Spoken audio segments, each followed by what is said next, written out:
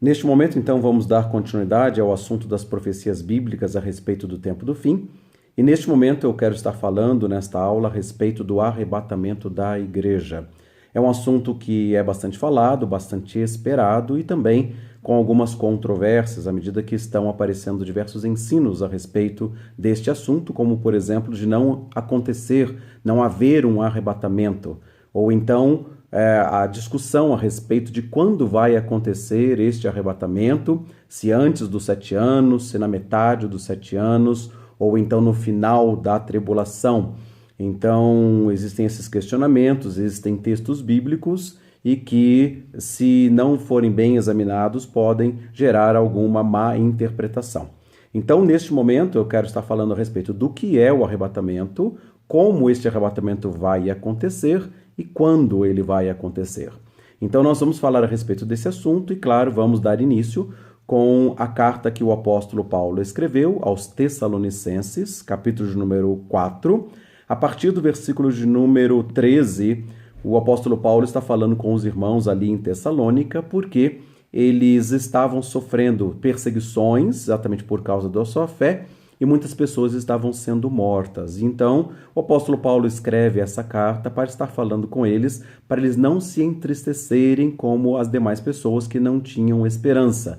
Então, esse exatamente é o texto do versículo 13, que ele diz assim: Não quero, porém, irmãos, que sejais ignorantes com relação àqueles que dormem, para que não vos entristeçais como os demais que não têm esperança. Então, em primeiro lugar, falando a respeito daqueles que dormem, o apóstolo Paulo está falando a respeito de pessoas que já morreram. Então ele usa essa linguagem para ficar mais amena a palavra dele, porque exatamente as pessoas estavam bastante tristes por causa da questão da perda dos seus familiares e dos seus amigos. E por causa desse texto de dizer, por causa daqueles que dormem, muitas pessoas interpretam que as pessoas depois da morte estão em sono profundo, que não têm consciência das coisas, que não têm sensações ou não têm memória, tá? Então é uma interpretação errada. Por quê? O próprio Senhor Jesus Cristo, em Lucas, capítulo número 16, a partir do versículo 19 até o final deste capítulo, ele fala a respeito do rico e Lázaro, que o Lázaro era um mendigo que ficava à porta do rico e que ambos morreram. Ela menciona que o rico foi para o inferno e estava lá em tormento. Mas ele levantou os seus olhos e viu a Abraão e a Lázaro no seu seio. De maneira que então ele pediu para Abraão da seguinte maneira: Pai Abraão, manda a Lázaro para que venha aqui molhar a minha boca, que estou aqui atormentado nestas chamas. E aí o pai Abraão responde para ele que não era possível isso acontecer, porque ele falou assim: tem um grande abismo entre nós e vós, de maneira que os que estão aqui não podem passar para aí, e nem os daí virem para cá. E então, quer dizer, esse lugar, né, de tormento onde o rico estava, era onde o local onde os católicos, especialmente a doutrina católica, interpreta como se fosse o purgatório, que as pessoas após a morte vão com os seus pecados e aí elas então passam por uma purificação para depois irem para o céu. Mas na verdade, como o próprio palavra fala, o Senhor Jesus Cristo ensinou isso, que a palavra de Abraão era que não havia condições, não há condições de haver passagem de um lugar para outro, porque tem um grande abismo de separação, tá? Então não existe um purgatório que vai haver perdão dos pecados para as pessoas depois irem para o céu. E ali, naquele momento, o rico estava atormentado nas chamas do inferno, então ele faz um segundo pedido para Abraão.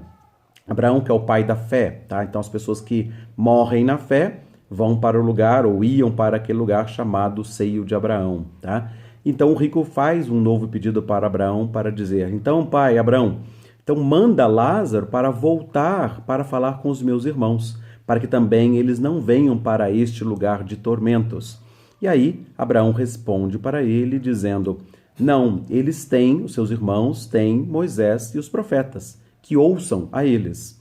Então, da mesma forma que dentro da doutrina espírita, aí existe um conceito que os mortos voltam para falar com os vivos e para trazer para eles direções, tá? Então, da mesma forma, o Senhor Jesus Cristo, nesse texto de Lucas 16, 19 em diante, fala a respeito que não vai voltar. Mortos não voltam a viver para falar com os vivos, como também não passam de um lugar para o outro, tá?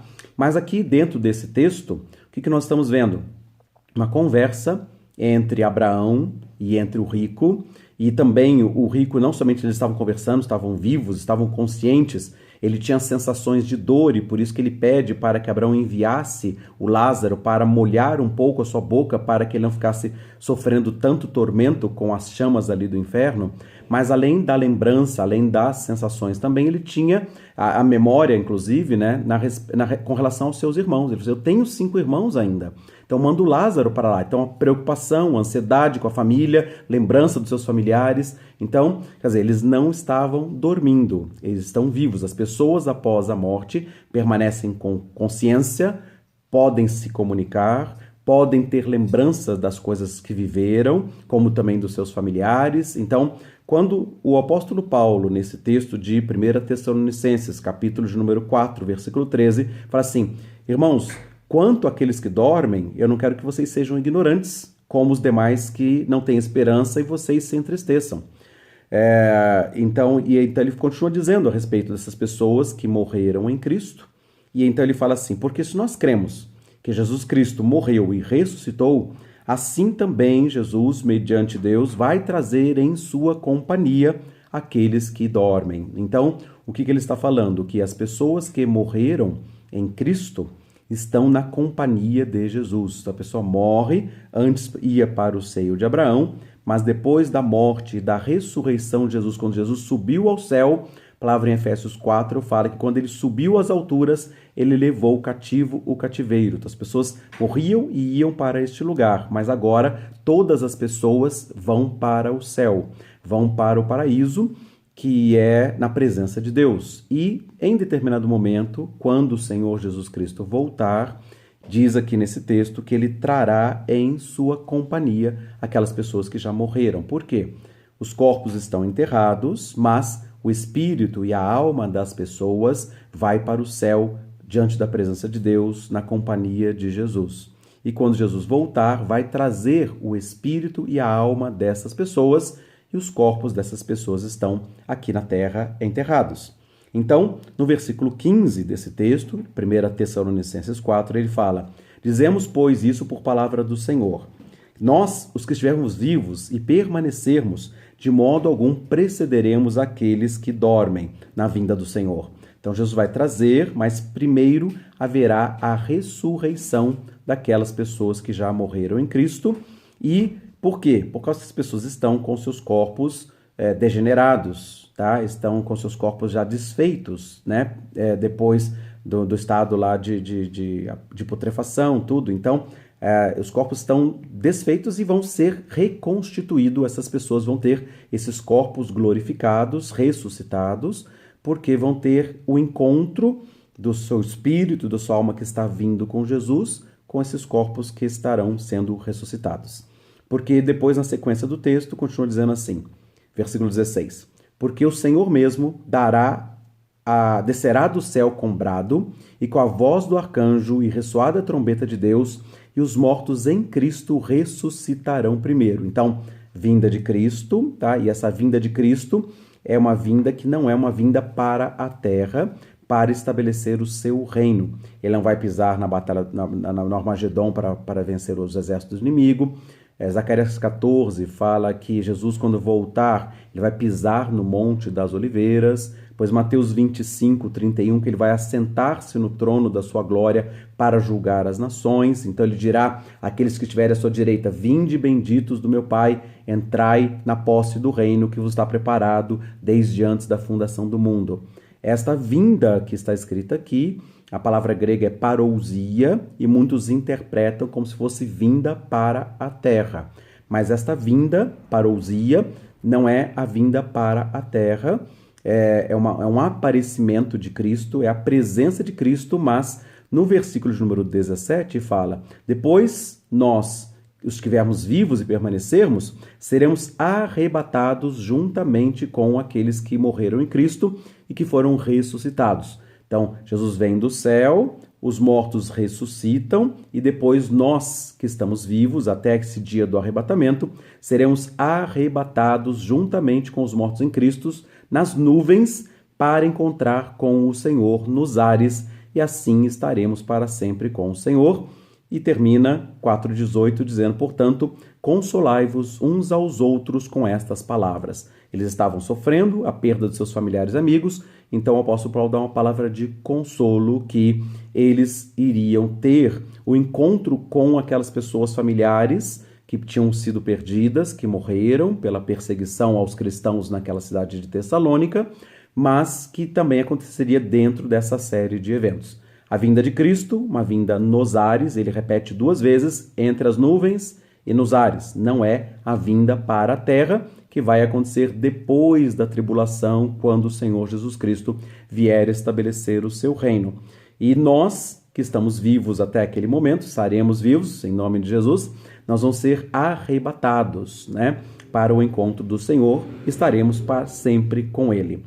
Isto porque a palavra em Filipenses, capítulo 3, versículo 20 e 21, diz da seguinte maneira: a nossa pátria está no céu, de onde nós aguardamos o Senhor, o Salvador Jesus Cristo, o qual transformará o nosso corpo de humilhação para ser igual ao corpo da sua glória.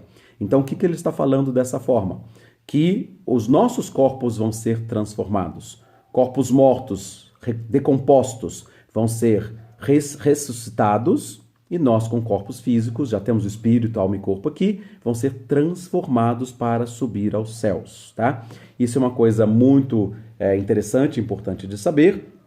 E dentro desse assunto ainda, o apóstolo Paulo fala em 1 Coríntios, capítulo 15, versículos 50 a 53, da seguinte maneira: agora vos digo, irmãos, que carne e sangue não podem herdar o reino de Deus, nem a corrupção herdar a incorrupção.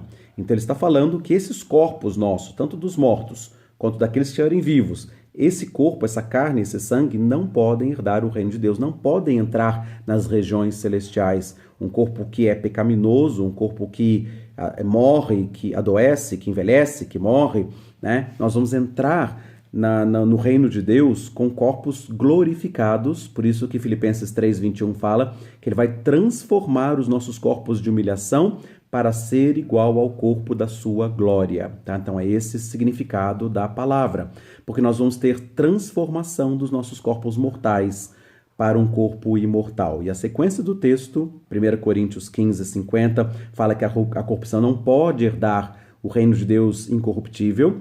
E ele diz, 51, eis que eu vos digo um mistério.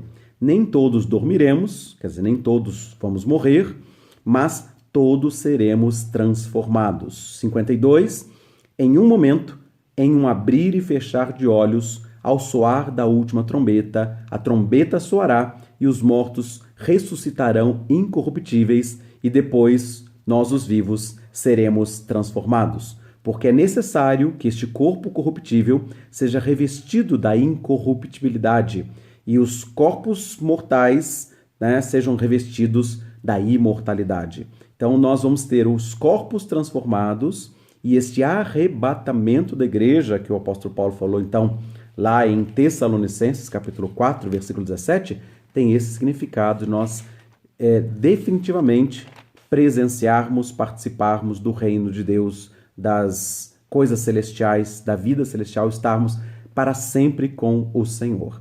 E a palavra arrebatamento, que diz aqui em 1 Tessalonicenses, capítulo 4, versículo 17, é uma palavra que quer dizer sermos arrancados com forças, nós sermos segurados firmes, ou, como diz aqui, sermos arrebatados, que então é de onde vem a palavra arrebatamento, que é bastante conhecida.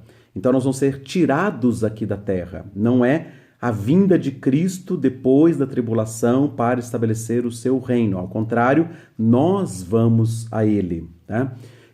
E foi a mesma palavra que o Senhor Jesus Cristo disse em João 14, versículo 1 e 2. Ele fala, na casa do meu Pai há muitas moradas.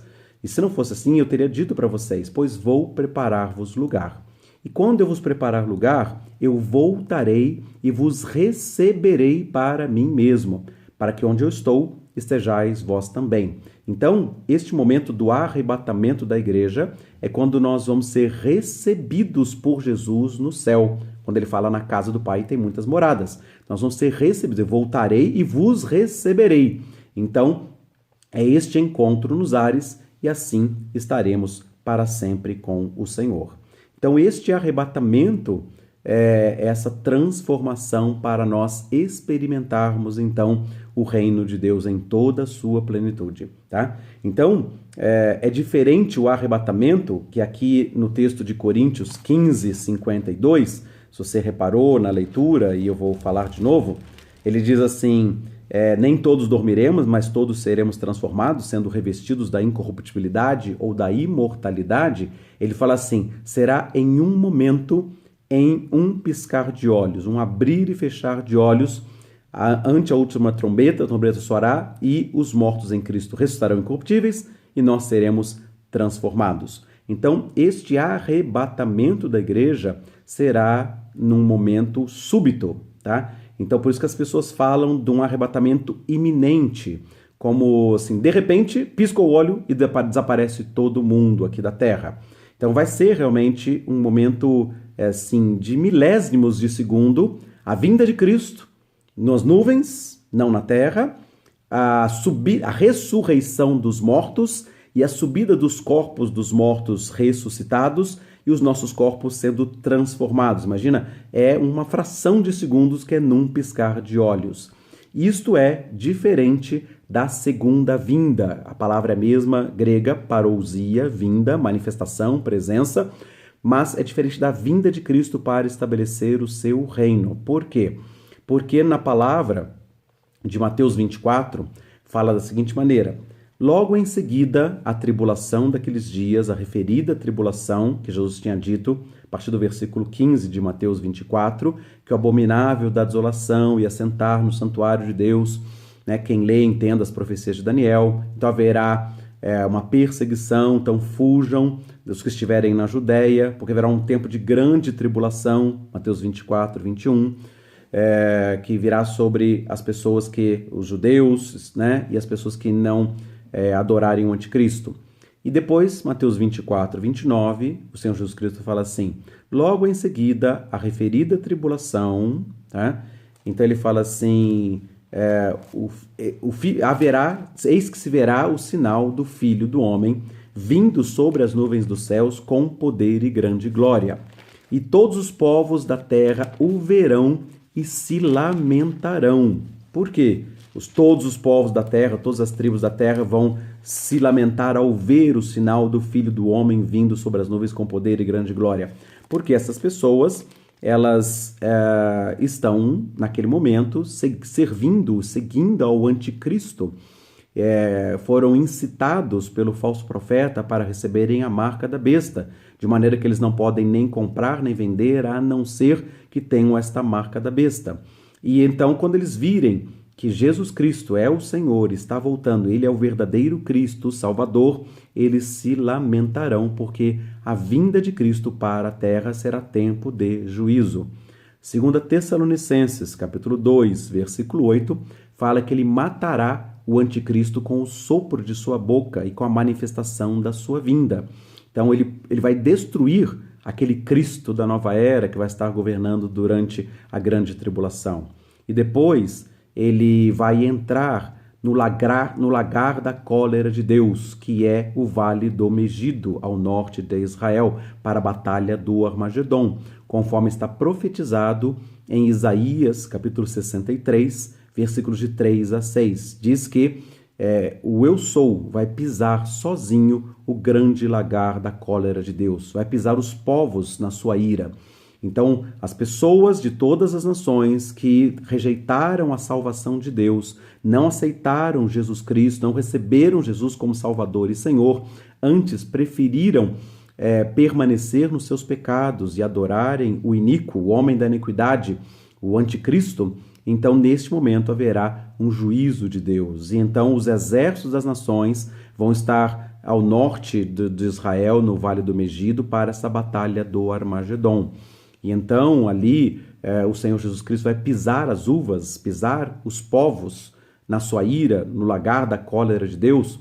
Também está escrito em Apocalipse, capítulo 14, versículos 19 e 20, que haverá uma extensão de 1.600 estádios, que seria em torno de 288 quilômetros de extensão.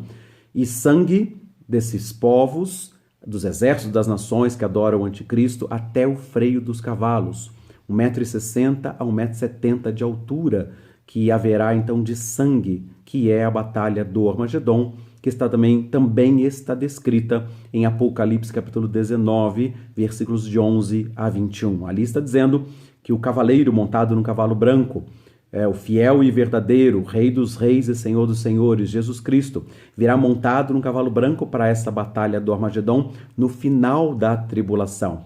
E diz lá em Apocalipse 19 que seguiam a este cavaleiro montado no cavalo branco, o Rei dos reis, o Senhor dos senhores, um exército montados em cavalos brancos, vestidos de linho finíssimo. E esses exércitos, Apocalipse 19, 14, os exércitos que estavam no céu seguiam-no sobre cavalos brancos vestidos de linho branco e puro. Quem são esses exércitos que estão nos céus? Diz no Apocalipse 19 mesmo, versículo 7, alegremo-nos e regozijemo-nos e demos honra a ele, porque as bodas do Cordeiro chegou e a sua esposa já está preparada, ataviada. E foi-lhes concedido à noiva que se vestisse de linho finíssimo, puro e resplandecente, porque o linho finíssimo são os atos de justiça dos santos. Então, neste momento da vinda de Cristo, quando todo olho o verá e os povos da terra se lamentarão, Jesus vai estar voltando com a igreja que foi arrebatada antes da tribulação. Jesus Cristo vai nos arrebatar, nos arrancar aqui da terra, e a partir deste momento vão acontecer os 3 anos e 6 meses de ação do anticristo. Até nesse sentido, como aqui está falando dos exércitos nos céus, que é depois das bodas do Cordeiro, então, o casamento de Jesus com a sua noiva, a igreja está no céu, e aí então todo olho verá. E Mateus 24, 30, que nós estamos falando, fala a respeito disso, de todas as tribos, de todas as nações vão se lamentar vendo o Filho do Homem vindo com poder e grande glória. E Mateus 24, 31 ainda fala algo mais, que fala assim, que ele reunirá os seus escolhidos com um clangor de trombetas. Os anjos vão tocar a trombeta neste momento, que vai reunir os seus escolhidos de uma a outra extremidade do céu. Então está falando de pessoas que já vão estar no céu, os escolhidos de Deus, que não são os anjos. Os anjos vão tocar as trombetas para reunir das extremidades do céu. Então são as pessoas que vão ter sido arrebatadas antes da tribulação, vão fazer as bodas do Cordeiro, vai ter a festa, o casamento ali, da igreja com o noivo Jesus, e depois disso nós vamos voltar no final da tribulação, montados em cavalos brancos, para exercer juízo e justiça aqui na terra. Jesus pessoalmente vai pisar o grande lagar da cólera de Deus sozinho. Ele vai entrar no Vale do Megido e vai pisar os exércitos que seguem ao anticristo e vai ter esse dilúvio de sangue. 288 quilômetros por 1,60 m, 1,70 m de sangue desses exércitos que adoram ao anticristo. Tá? Então, ele vai pisar o exército das nações, e os exércitos, nós, que vamos estar voltando com Cristo, vamos também estar executando a justiça e o juízo sobre os moradores da terra, que essa passagem aqui dos exércitos, de Apocalipse 19, 14, é a mesma descrição que existe em Joel, o profeta Joel, capítulo 2, versículos de 1 a 11, os exércitos dos céus, que são aqueles que são redimidos, salvos pelo Cordeiro, que vão estar voltando com Cristo depois da grande tribulação. Muito bem, então, nesse texto de Mateus 24, 30, fala que todo olho o verá. E a mesma coisa que também fala Apocalipse capítulo 1, versículo 7. Diz: Eis que vem com a nuvem e todo o olho verá, até aqueles que o transpassaram. Então, a vinda de Cristo, no final da tribulação, todo o olho verá, todos se lamentarão e haverá um tempo de juízo com Jesus voltando pessoalmente aqui na terra. Isso é diferente da vinda de Cristo entre as nuvens, ainda que a palavra grega seja a mesma, parousia, mas é antes da tribulação. Tanto que é isso também um outro texto que eu gostaria de comentar para falar a respeito do arrebatamento antes da tribulação, que Apocalipse 13, você que está acompanhando os textos na Bíblia, fala assim que as pessoas de todas as nações da terra vão estar adorando o dragão, que deu o seu poder à besta. O dragão, Apocalipse 12, 9, fala que o grande dragão é a antiga serpente que se chama Diabo e Satanás. E ele vai dar o seu poder à besta, e a besta é a pessoa do anticristo. E todos, ele deu poder à besta e adoraram a besta, dizendo: quem é semelhante à besta e quem pode lutar contra ela? Versículo 5, Apocalipse 13, 5. E foi dada para esta besta uma boca falando grandes coisas e blasfêmias, e poder que foi dado para ele para continuar, para agir durante 42 meses. Então, 42 meses, dividido por 30 dias, são 3 anos e 6 meses. É o tempo da duração da grande tribulação. Como Jesus falou em Mateus 24:15, quando vocês virem o profeta, como disse o profeta Daniel, quem lê entenda, o abominável da desolação sentado no lugar santo, então fujam os que estiverem na Judéia, porque haverá tempo de grande tribulação. E como que foi que Daniel falou? Daniel 9:27, fará um acordo de paz por uma semana, na metade da semana fará cessar o sacrifício costumado e a oferta de manjares, e sob a asa das abominações virá o assolador, até que a destruição que está determinada se derrame sobre esse assolador anticristo. Então o anticristo ele vai estar presente no começo dos 7 anos fazendo aliança, mas ele vai se manifestar como anticristo, segundo Daniel 9:27 e Jesus falando em Mateus 24:15, na metade dos 7 anos, quando ele vai profanar o santuário de Deus, como se fosse o próprio Deus, se levantando contra tudo que se chama Deus ou objeto de culto, a ponto de assentar-se no santuário de Deus como se fosse o próprio Deus, como o apóstolo Paulo também falou, 2 Tessalonicenses, capítulo 2, versículo 4. E aqui, nesse texto de Apocalipse 13:5, fala que ele vai agir durante 42 meses, a segunda metade dos 7 anos da aliança árabe-israelense, que vai dividir a cidade de Jerusalém e vai permitir que os judeus reconstruam o templo para adorar a Deus até a metade dos 7 anos, quando então o anticristo vai entrar lá, profanar e causar esta perseguição, querendo ser adorado como Deus. 42 meses, Apocalipse 13:5. Então não são 7 anos de tribulação, não são 7 anos de ação do anticristo, tá? E no versículo 6 de Apocalipse 13 fala assim: e ele abriu a sua boca, o anticristo, a besta, abriu a sua boca em blasfêmias contra Deus, para blasfemar o nome de Deus e o seu tabernáculo. Quem é o tabernáculo de Deus? Quem é o templo do Espírito Santo? É a igreja. E diz que neste momento, quando ele começa a agir durante 42 meses, ele vai blasfemar contra Deus e vai blasfemar contra o nome de Deus e contra o tabernáculo de Deus, os que habitam no céu. Então isso quer dizer que quando o anticristo começar a governar durante 42 meses, da metade para o fim, a igreja vai estar arrebatada antes da tribulação, num momento, num abrir e fechar de olhos ao soar da última trombeta. Depois, numa outra aula, nós vamos falar a respeito de quando exatamente vai ser esse arrebatamento, que quer dizer essa última trombeta.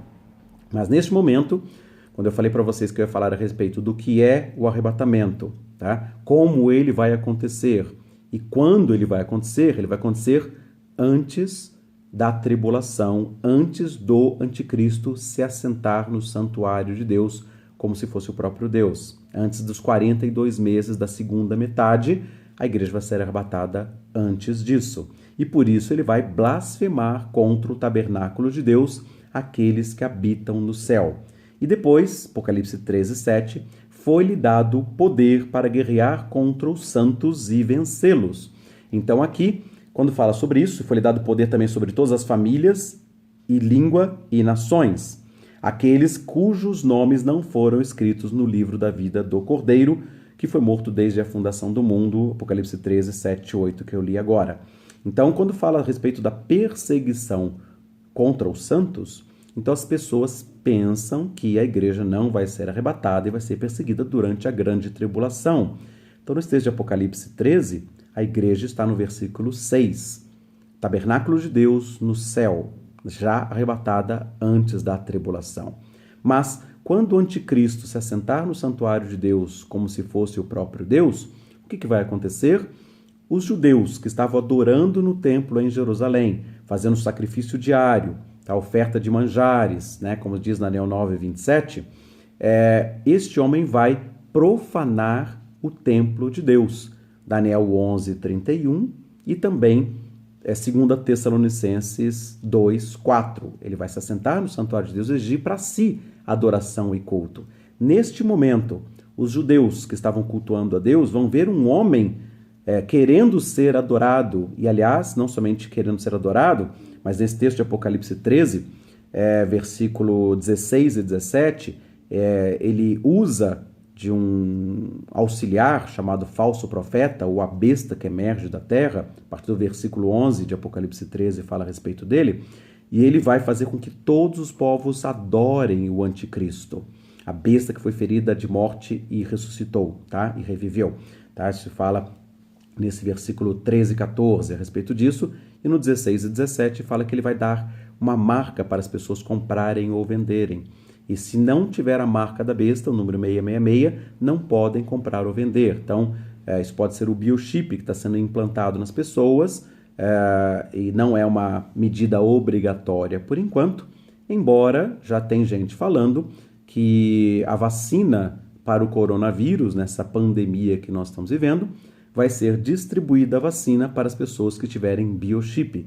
Então vai ser uma forma de pressão, que já estão cogitando, para que todos os moradores da Terra recebam um biochip, que vai ter ali a codificação com todos os dados pessoais e também o GPS para ser localizado.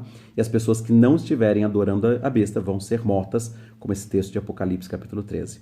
Então essas pessoas, esses santos que serão perseguidos, são pessoas que não eram da igreja e que não foram arrebatadas.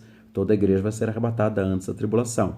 Mas, quando os judeus virem este homem exigindo adoração e culto no santuário de Deus, como se fosse o próprio Deus, então eles vão procurar nas Escrituras para ver se quem é o Cristo, porque eles estavam adorando, achando que aquele homem era o príncipe da paz de Israel, que ele era o verdadeiro Cristo, e não é, porque ele vai tirar o culto para Deus. Então eles vão procurar nas Escrituras, e Jesus falou a respeito disso na época. Ele falou assim: examinais as Escrituras, porque julgais ter nelas a vida eterna, e são elas que testificam de mim. Então quando eles olharem as Escrituras, Zacarias 12:10 fala que eles verão a quem eles transpassaram, e chorarão amargamente como quem chora pelo primogênito. Então eles vão entender que eles rejeitaram a Cristo Jesus há 2000 anos atrás e ao Cristo prometido. Então eles vão se converter da nação de Israel. Então por isso que Apocalipse capítulo 7, versículo 4 a 8, fala que haverá o selo de 144.000 testemunhas, 12.000 de cada uma das 12 tribos de Israel. E diz ali, nesses versículos de Apocalipse 7, 4 a 8, o nome de cada uma das 12 tribos. E Apocalipse 14 fala que eles serão seguidores do Cordeiro, são as primícias compradas da terra. São homens virgens, são homens como talvez aqueles judeus ortodoxos que têm temor a Deus e querem que o Messias venha para governar. E por isso que eles estão rezando ali no Muro das Lamentações, pedindo que venha o Messias, o Salvador deles. E eles talvez sejam eles que verão a quem eles transpassaram e vão ser seguidores. E são as primícias, quer dizer, os primeiros frutos de conversão durante a grande tribulação. E eles vão ser selados por Deus, vão ser guardados, protegidos, e a consequência deles serem selados, reconhecendo Jesus Cristo como Salvador e o Messias de Israel, o príncipe, verdadeiro príncipe da paz de Israel, é que eles vão pregar para todas as nações. E por isso que depois de falar da selagem deles no Apocalipse 7, de 4 a 8, no versículo 9 fala que João viu uma grande multidão que ninguém podia enumerar, de todos os povos, tribos, línguas e nações. E aí o anjo pergunta para João: quem são esses e de onde vieram? E João responde: Senhor, eu não sei, tu o sabes. E o anjo responde, Apocalipse 7,14: estes são aqueles que vieram da grande tribulação e lavaram essas vestiduras no sangue do Cordeiro, motivo pelo qual o Senhor estendeu sobre eles o seu tabernáculo e enxugará dos seus olhos toda lágrima. Então, o que está falando aqui? De pessoas que vão se converter pelo fruto da pregação dos 144 mil israelitas e vão se converter, mas vão talvez ter que morrer, vão ser perseguidos, Apocalipse 13, versículo 7, tá? Que vai perseguir, o anticristo vai perseguir os santos e vai vencê-los. Blasfemar contra o Deus dos céus, falar contra o tabernáculo de Deus, aqueles que habitam no céu, tentando destruir a mensagem, a pregação do evangelho do reino, que a igreja vai estar pregando na primeira metade dos 7 anos, como fala Mateus 24:14. Tá? Será pregado o evangelho do reino a todas as nações e então virá o fim. E o fim virá quando o abominável da desolação que falou o profeta Daniel assentar-se no lugar santo. Tá? Então, dando uma visão panorâmica para a gente poder distinguir os que vão ficar, pessoas das nações, que vão se converter ou não vão se converter e vão receber a marca da besta. E dessas nações, de todos os povos, tribos, línguas e nações, descritos em Apocalipse capítulo 7, versículo 9, é que depois, quando o rei Jesus voltar, os povos da terra verão, todo olho verá, Apocalipse 1, 7, da vinda de Jesus Cristo, né, diferente do arrebatamento no piscar de olhos. Então todo olho verá e vão se lamentar porque eles estão adorando o anticristo. Mas aqueles que se converteram a Jesus Cristo essa multidão será aquela que estiver à direita, com Jesus assentar no trono da sua glória, Mateus 25, 31. E Jesus dirá aos que estiverem à sua direita: vinde, benditos do meu Pai, e entrai na posse do reino que estava preparado para vocês desde a fundação do mundo. E dirá àqueles que estiverem à sua esquerda: apartai-vos de mim, maldito, para o fogo eterno, preparado para o diabo e os seus anjos. Quem são esses que vão se apartar? São esses seguidores da besta, que vão receber a sua marca.